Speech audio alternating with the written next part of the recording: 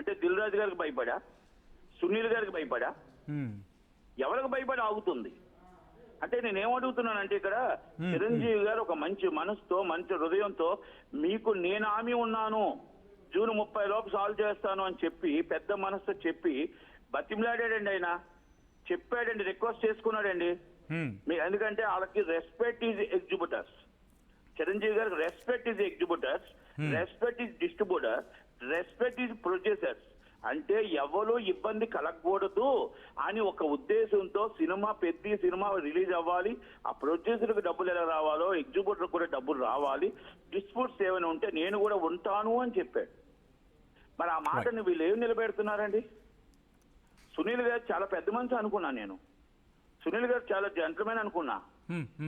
మరి మీరు ఈ విధంగా అనేది నాకైతే అసలు నిజంగా చెప్తున్నాను, వెరీ వెరీ వెరీ వెరీ అసలు వింటేనే చాలా బాధ అనిపిస్తుంది.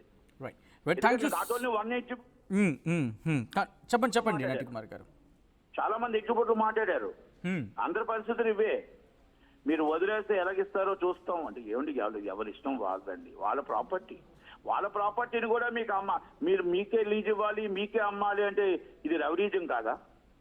ఇది దౌర్జన్యం కాదా? ఒక్కసారి చెప్పండి. వాళ్ళ ప్రాపర్టీని అమ్ముకునే హక్కు కూడా వాళ్ళకి లేదా? వాళ్ళ ప్రాపర్టీ లీజ్ కూర్చుకున్న హక్కు కూడా వాళ్ళకి లేదా? ఎటువంటి డిస్ప్యూట్ లేకుండా వాళ్ళ ప్రాపర్టీ మీద రైట్స్ వాళ్ళకే ఉంటాయి. మరి అది కాదండి పాపం, వాళ్ళు ఇది కదా. అందుకని నట థియేటర్ అవ్వచ్చు, సో మెనీ థియేటర్స్ అవ్వచ్చు, వాళ్ళ పరిస్థితులు ఎలాగున్నాయంటే అలా ఉన్నాయండి ఈ తెలంగాణలో. ఆంధ్రాలో ఈ ప్రాబ్లమ్స్ లేవండి, ఆంధ్ర సీడెడ్ లో ఈ ప్రాబ్లమ్స్ లేవు. ఆంధ్ర సీడెడ్ లో ఈ విధంగా సురేష్ బాబుకి లీజ్ ఉన్నాయి, దిల్ రాజుకి లీజ్ ఉన్నాయి, అలాగే అరవింద్ గారికి లీజ్ ఉన్నాయి, అలాగే మొత్తం టోటల్ గా చాలా మందికి ఉన్నాయి, కానీ సునీల్కి ఉన్నాయి కొన్ని.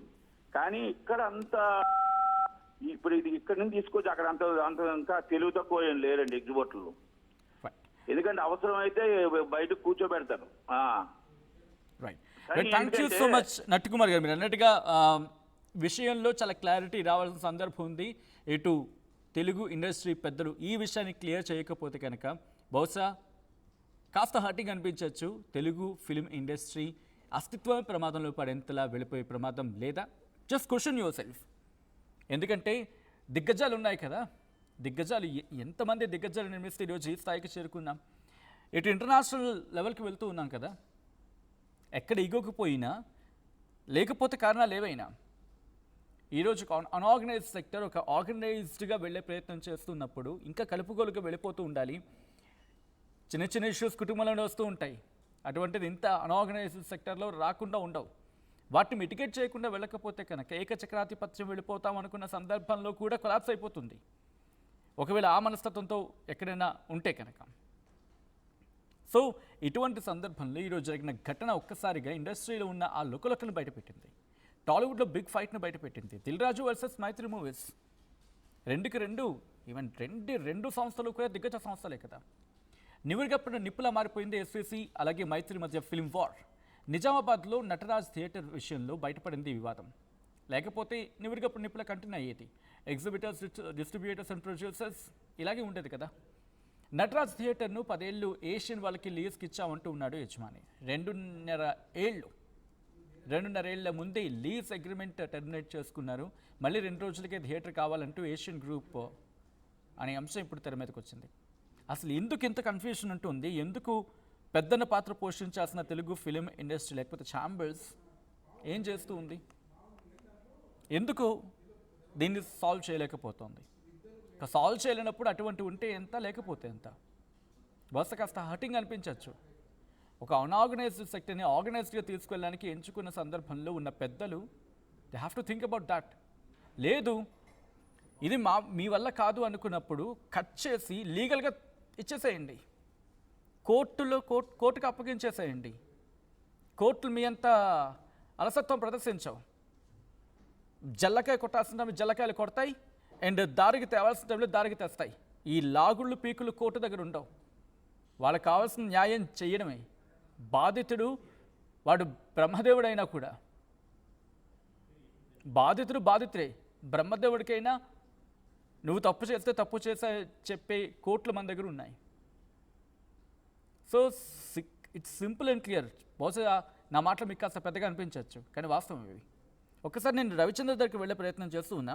రవిచంద్ర ఇష్యూ మాత్రం అంటే ఎక్కడో చోట చిక్కులు పడిపోయిన అల్లికల్లా కనిపిస్తూ ఉన్నాయి. ఈ చిక్కుల్ని విడదీసే వాళ్ళు ఎక్కడో లేరా, ఇండస్ట్రీలో కనిపించట్లేదా, లేకపోతే ప్రేక్షక పాత్ర వహిస్తూ ఉందా? అయితే ఇప్పుడు వరకు మనం చూసాము బాధితులు కావచ్చు, థియేటర్ ఓనర్ కావచ్చు, సెకండ్ పర్సన్ ఎస్ఎస్సి ప్రతినిధి కావచ్చు, వీళ్ళు మాట్లాడిన మాటలు చూసాము. అలాగే ఒక సీనియర్ నిర్మాత, డిస్ట్రిబ్యూటర్, ఎగ్జిబిటర్ అయిన నట్టి కుమార్ మాట్లాడిన మాటలు కూడా మనం విన్నాము. సో ఇవన్నీ ఒక్కసారి మనం దృష్టిలో పెట్టుకుంటే చిత్ర పరిశ్రమ ఇప్పుడు కొంతమంది చేతుల్లో చిక్కుకుపోయింది అనేది క్లియర్ గా అర్థమవుతోంది. అలాగే పరిశ్రమకు సంబంధించిన వ్యవస్థలు ఏవైతే ఉన్నాయో, ఇటు ఫిల్మ్ ఛాంబర్ కావచ్చు, తెలుగు ఫిల్మ్ ఛాంబర్ కావచ్చు, లేదా తెలంగాణ ఫిల్మ్ ఛాంబర్ కావచ్చు, ఇవన్నీ కూడా కొంతమంది వ్యక్తుల చెప్పు చేతల్లోకి వెళ్ళిపోయినాయి అనేది కూడా ఒక ఆరోపణ అయితే ఉంది. వాళ్ళు ఏది చేయదలుచుకుంటే ఆ పనే అవుతుంది, అక్కడ వాళ్ళు ఏ నిర్ణయం తీసుకుంటే ఆ నిర్ణయమే ఇంప్లిమెంట్ అవుతుంది అనే ఆరోపణ కూడా గత కొన్ని సంవత్సరాలుగా చిత్ర పరిశ్రమలో ఉంది. సో రీసెంట్ టైమ్స్ లో మనం పర్సంటేజ్ సిస్టమ్ గురించి చూసాము. అలాగే కొన్నిసార్లు థియేటర్లు మూత